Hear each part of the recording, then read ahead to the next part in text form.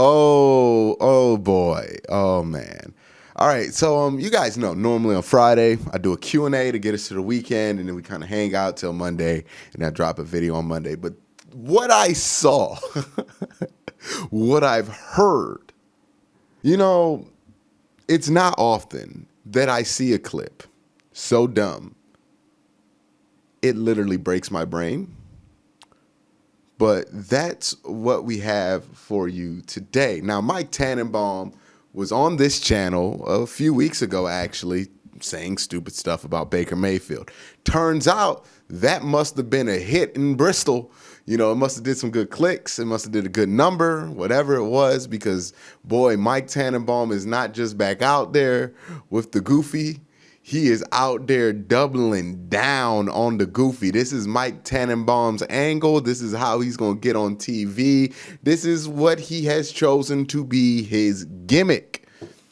And he's not very good at it. Now, look, before I get into what he said, I'm just going to say there are a lot of people. The Browns are a very popular team. Baker Mayfield's a very popular football player. There are a lot of people who are working the angle that they're going to antagonize the Cleveland Browns to try to get clicks, right? Colin Cowherd has been the undisputed champion of this for a while. Then Mike Tannenbaum, Marcellus Wiley on FS1. He's probably like the weakest of all of them. He's not really that good. Brandon Marshall is somebody who has done this. The Browns are a very popular team. They are a team that everybody is looking at this year. They're a relevant team as of right now. So there's going to be a lot of people who are going to pick one side or the other with the Cleveland Browns and really wrench it to kind of get clicks, views, whatever it is. That's just kind of where television is at nowadays when it comes to entertainment. That's just what it is. So I'm not upset off principle, because if I was, I would just be on here yelling at anybody who says anything negative about the Cleveland Browns, and I don't think that's very productive, right? There's room for criticism about your favorite team, whether you want to hear it or not. But there is a spectrum of criticism, or at least a way to make criticism that's fair and somewhat valid. So strap in for that. It's going to be a good one. But before I do that, I want to make sure I give a shout out to the patreon.com dog check tier members. And as always, I start with Michael Matique, Nick Merrick, Mike Lapa, Wesson Megan, Tyler Chiz, D.A. Jade, Easley Bash, Joe Hart, Gabriel Wilson, Fred Pratt III, David Valtiar, Relentless Buck, Chunt, Rex Kaufman, Kevin Johnson, DJ Marino V, Edward Carpenter, Matt H, Signed Sheets, Gemini, Liam Freeman, Fight Dirty 74, Yo, Matt Lloyd, Paul Wilcox, Hundo Magnifico, Kyle Stuffer, Lukey from Munich, Deveroff, J Guy 101, Musty Taco, Joe Bobby, Brad Cabo, Dylan W, James McGinley, Arenda Hall, Chad Gimme, David Maldonado, Dylan Hell, Josh Mendorch, Jaleel Salim Jr., Mark M, TJ Showman, Stuart Moore, Cleveland BCI, Robert Jermaine Jr., Dave Mike May, Andrew Hirsch, Curtis Byer, Batman, Bharat Kumar, John Albert, Beerman069, Masayua Buzzer, Roland James, Nemo, Mac House, Reeve Hertz, Philip Wilcox, Marie Vivert, Sean Barron, Goggles Pisano, Corporal Nick Lopez, Dom Gazzulo, Nick Nasty, Ian Whitaker, Colin 216 Christian, Dave Strong, Michael Stone, Billy Moose Gentry, Austin Z, Mark Burnett II, Andre Griffin, Otis Wolf, Dog Pound, Kai Greg Ehlers, Austin Bolin, Lydia Mahawk, Jesus Serrano, Chris Foams, the Picktown Browns backers,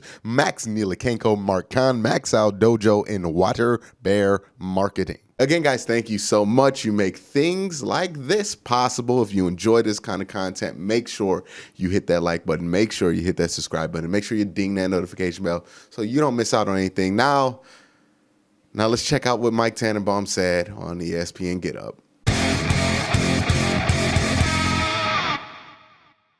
So I really wasn't even on Twitter when all this went down. But then, remember when I asked you guys to tweet at me videos that you find egregious that you want me to react to, and I'll watch them and see if I'm going to react to them. But somebody on Twitter named Brian sent me a video, and I got about 30 seconds into the video, and this was something that I had to react to. We're going to check this out. We're going to start at the beginning. We're going to watch this. Obviously, like always, I'm going to stop when I have something to say. What would you do if you're the Browns and you're working with Baker Mayfield on an extension? Here we go. Go ahead, Mike. I would not sign him to an extension. I would wait several years. And here's why. You are binding yourself to mediocrity. There's a lot of ways to evaluate the AFC quarterbacks, but at best, he's the 6th, maybe 7th best quarterback in the AFC.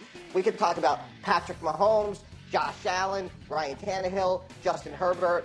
Joe Burrow, Lamar Jackson, in my evaluations, he's the third best quarterback in his own division. I don't know if this is funny or not, but I think it's very clear that Mike Tannenbaum has Mark Sanchez PTSD. He sees a guy around 6'1", 6'2", that wears number 6, that played at a big-time college, albeit two completely different universities, and he just can't help but go, Mark Sanchez, it's Mark Sanchez. When the guy's clearly not Mark Sanchez, if you ever watched the game. But interesting enough, he then goes on here and shows his best quarterbacks in the AFC rankings. And this is the worst listicle I have ever seen in my life. Like, even if you're not a Browns fan, this is just offensive to some other teams as well. Because one of the things that Mike Tannenbaum gets on here and says all the time, Baker Mayfield, you just haven't seen enough. You need to see more before you commit to him. You just don't know. You got time. You don't need to sign him to a contract. You have time. You need to see what you have in him. And then if you read this list, the man has Justin Herbert at number 4. Justin Herbert, who played one season. Justin Herbert. He has Joe Burrow at number 6, by the way. Joe Burrow at number 6. He played 9 games last year. Well, 10 games, whatever it was. It wasn't even a full season. Number 6. At number 7, this is a troll. He has Carson Wentz. Carson Wentz at 7. You know the guy who at every advanced metric was the worst quarterback, or at least had one of the worst quarterback seasons in about, 15 years? Carson Wentz, yes. He put that guy ahead of Baker Mayfield. Carson Wentz. Remember when Carson Wentz threw that interception, the worst interception all season, to Sione Takitaki? It was a pick 6. He put Carson Wentz above Baker Mayfield. Remember when Carson Wentz got traded from his team? He put Carson Wentz. Carson Wentz. All right. After the season he had. Now, Carson Wentz could blow up, have a great season, and it cannot be as laughable. But in context, because I know people are going to come from the future if he does have a good season, be like, "Ooh, Quincy, you age like milk." But the context of this video is the year before, the only year of context that we really have with Carson Wentz in this conversation about who's going to be good next year, he was legitimately awful. So that's weird. By the way, man, how do you have Ryan Tannehill and Justin Herbert ranked above Lamar Jackson? Like, this is just disrespectful to so many people at this point that it's just weird. Again, his biggest argument against Baker Mayfield has consistently been, if you watch these clips as much as I unfortunately have to, is always Baker Mayfield, you just haven't seen enough. Josh Allen, one good season. Justin Herbert, one good season. Joe Burrow, 7 good games. 7 good games. Just 7 good games. Full games. He's had 7 good ones. He's had 2 awful ones. Joe Burrow, number 6. But Baker had a great season last year. Went 11-5. Won a playoff game. Whoa, it's just 1 year. It's just 1 year. I can't go off that 1 year, guys. By the way, former MVP Lamar Jackson behind a rookie, Ryan Tannehill, and Josh Allen, who had 1 good year. This list is garbage from multiple different angles. You don't just have to be a Browns fan to appreciate how the only thing he has right is number 1, and I just don't believe somebody can be stupid enough to not put Patrick Mahomes at number 1 at this point, right? We're 25 seconds in, and this is probably the worst clip I've seen in a while, and I've been covering this stuff for like 3 years. You know, one of the things we give Ryan Tannenbaum flack for is the Mark Sanchez situation. And Mark Sanchez is garbage, and he was always garbage, so he never really turned out to be that good. So I don't know how much of that you could really blame on Mike Tannenbaum outside of like drafting and extending him. But the Ryan Tannehill situation in Miami that he inherited when he was GM over there, that's equally as bad as the situation that he was in. Now, I don't know if he's the dude who traded Ryan Tannehill, but obviously Ryan Tannehill was much better than what he looked like in Miami. And part of that's because Mike Tannenbaum is not good at his job as a general manager and didn't surround Ryan Tannehill or put Ryan Tannehill in the right positions. So ironically, him even putting Ryan Tannehill at 3, which is a little high, I think it's probably 2 spots high for Ryan Tannehill, is a negative mark on Mike Tannenbaum's resume. So even when he tries to get a victory, he gets negative points. And I like Baker Mayfield. I worked him out before the 2018 draft. I was really surprised by how good his intangibles are. But we made the very same decision, Ryan, when we were at the New York Jets, which was we had a good quarterback in Chad Pennington. We chased a great quarterback in Brett Favre because we wanted to win a championship.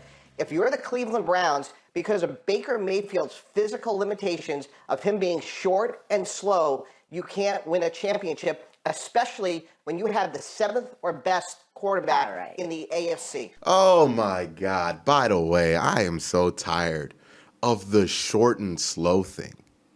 One, Baker Mayfield runs a 4.8 40. Like, he's not like fast. He's not slow. He's never been slow. He has multiple running highlights throughout his career. By the way, that 40 time, same exact 40 time that Patrick Mahomes runs. And I believe it's a similar time to what Daniel Jones, a legit running quarterback, ran in the 40. So, like, he's not slow. He's not slow. You can't use where you rank in the AFC and or the division as a barometer whether you choose to pay a player or not, okay? If we're going to say that Baker Mayfield is the 6th best quarterback in the AFC, well, the NFC, so you're looking at a top 10 or top 12 player at the position. Okay, so if you choose to not pay a top 10 or top 12 player at the position, that's on you. Second of all, don't talk about Baker Mayfield's physical limitations and not talk about Baker Mayfield's physical strengths. He has got elite ball placement. He has got an absolute nuclear arm. Before Justin Herbert, he broke the rookie touchdown passing record from Russell Wilson and Peyton Manning. That is not mediocrity. I'm not sitting here saying that we're paying him Dak Prescott money. I'm not saying here we're paying him Patrick Mahomes money, but we can't put his name attached to mediocrity. All right, so this is an interesting point that Dan Orlovsky makes. And again, I remember talking about one of the Colin Cowherd videos when I was talking about somebody who's going to be a dishonest actor or a dishonest arguer, how they try to line things up to make things seem more negative, right? When people will say, oh, well, Baker Mayfield might not even be the second best quarterback in his own division, or they say Baker Mayfield isn't, top 10 in the AFC or whatever they try to do here, you also have to take in the context that most of the good quarterbacks are just in the AFC. All the young quarterbacks mainly are in the AFC. The AFC is a loaded quarterback conference. It's why it's so hard to make the playoffs in the AFC. You have to go like 11-5, while in the NFC, you can be under 500 and legitimately get a home playoff game. There's two different levels to this situation. So that right there means absolutely nothing when you want to split it through conferences or divisions. Because what if you have a division with Tom Brady, with Aaron Rodgers, with Lamar Jackson, and Baker Mayfield? Yeah, Baker's going to be the worst quarterback in that division. But so? Like, it doesn't matter. You're just trying to find ways to categorize things to make it sound bad when the information itself isn't even that bad. If you're going to choose to, I'd ask you this, Mike T. Do you think he's going to play worse this year? With the top 5 offensive line, the best running back duo in the game, and a top 5 skill roster, do you think he's going to play worse this year? Dan, I think he's going to play better, but if you and I were running an NFL franchise, we would be chasing championships. And I don't think for the next 5 years, you and I want to get up every day and say, hey, we have the 12th best quarterback. Let's go win a championship. It's about chasing greatness. So if you want to pay Baker Mayfield as a B, I'm okay with it. But when you look at the Super Bowl winning quarterbacks going back to 2016, and we're talking about Peyton Manning and Tom Brady, Nick Foles, they are bigger guys. Whoa!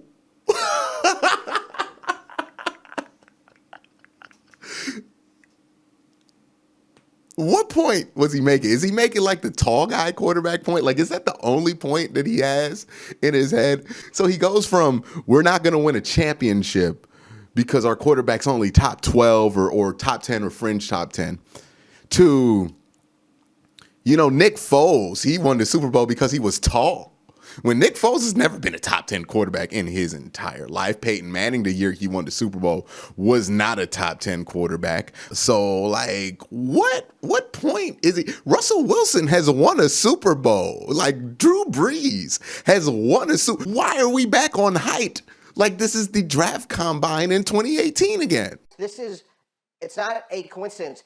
Bigger quarterbacks win more consistently. I'm not saying that Baker Mayfield can't win one like Breeze or Wilson, but over the next 10 years, Cleveland is putting themselves at a disadvantage by having Baker Mayfield as their quarterback. So he even says that the Browns could win a Super Bowl with Baker Mayfield, but he doesn't want to pay Baker Mayfield because he doesn't think Baker Mayfield could win. What is your point, dude? Like, you keep contradicting yourself. The points don't make sense. Half of the argument is about how tall guys can only play quarterback. So, like, this is like a 1995 take he has here. And then the other part of it is how Baker Mayfield's not good enough to win a championship, while also citing dudes who weren't even that good that won championships. This is bad. This is bad. Look, Dan Orlovsky added some great points to this video, and I have to give him credit. I don't know much else to say about this video. You know, at least with Colin Cowherd, right, he would serve you up a metaphor. He would massage you a little bit. Then he would bring out on a little plate just dumb stuff, right? And then you have to be like, oh, that stinks. It's terrible. Let's get that out of here. You know, Colin Cowherd is like a Red Lobster. Mike Tannenbaum's like trying to get a salad at a gas station. Like, that's the level of quality that we have here right now. But let me know what you guys think in the comment section below. Do you think this was one of the silliest arguments against Baker Mayfield that you ever heard? And look, there's good arguments against Baker Mayfield. There's arguments to be made here. My issue isn't that he's saying anything negative towards Baker Mayfield. You're allowed to have those opinions. But my issue with his opinion is that it's just not coherent. It doesn't make sense. And then when you use its logic just on its own argument, just with the stuff that he cited in that argument, not even bringing in other stuff, it implodes on itself. So that's my biggest issue with it. It seems like it's very dishonest and just a weird way of shaping an argument. Again, guys, thank you for watching. Have a great day. Have a good night.